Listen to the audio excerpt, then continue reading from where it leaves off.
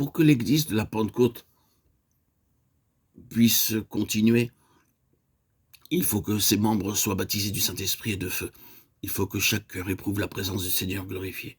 Que chaque langue, que chaque vie témoigne de l'œuvre merveilleuse que Dieu a faite en élevant Jésus à la gloire de son trône et en remplissant de cette gloire ses disciples aussi.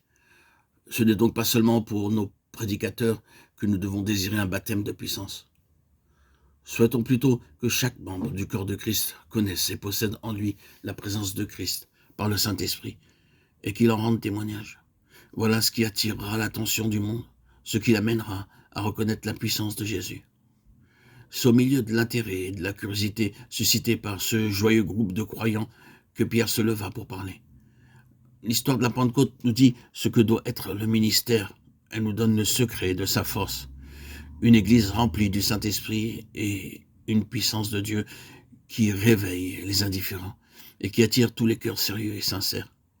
C'est au milieu d'auditeurs réveillés par le témoignage des croyants que la prédication devient puissante. C'est du sein d'église composée d'hommes et de femmes remplis du Saint-Esprit que sortent des prédicateurs animés de l'Esprit, parlant avec hardiesse et liberté, et qui voient tous les croyants autour d'eux témoigner par leur vie de la vérité de ce qu'ils prêchent, ainsi que de la toute-puissance de leur Dieu.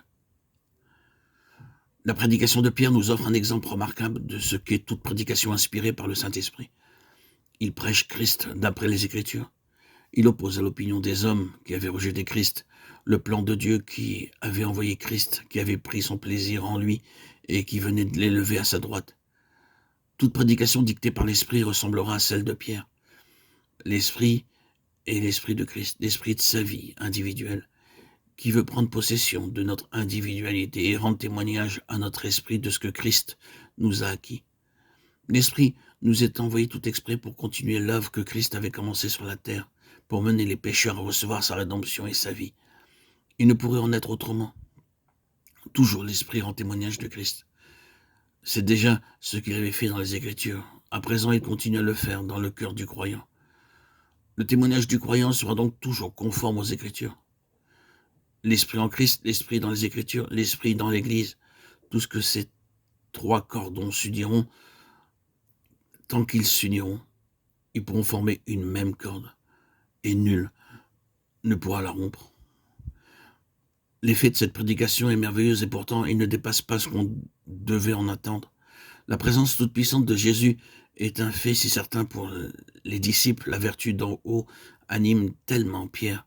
Il voit si bien Christ à la droite de Dieu qu'une force divine émane de lui et que lorsqu'il conclut par ces mots, sachez donc que Dieu a fait Seigneur et Christ Jésus que vous avez crucifié, acte 2:36. Des milliers touchés de componction reconnaissent le crucifié pour leur sauveur. L'Esprit envoyé aux disciples se sert d'eux pour convaincre ces pécheurs de leur incrédulité. Ils écoutent l'appel à la repentance, ils croient et eux aussi reçoivent le don du Saint-Esprit.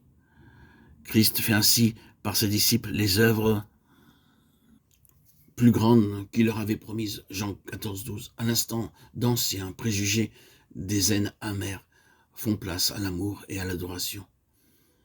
La puissance du Seigneur a rempli son corps, son Église. Il s'est servi d'elle pour vaincre et pour sauver.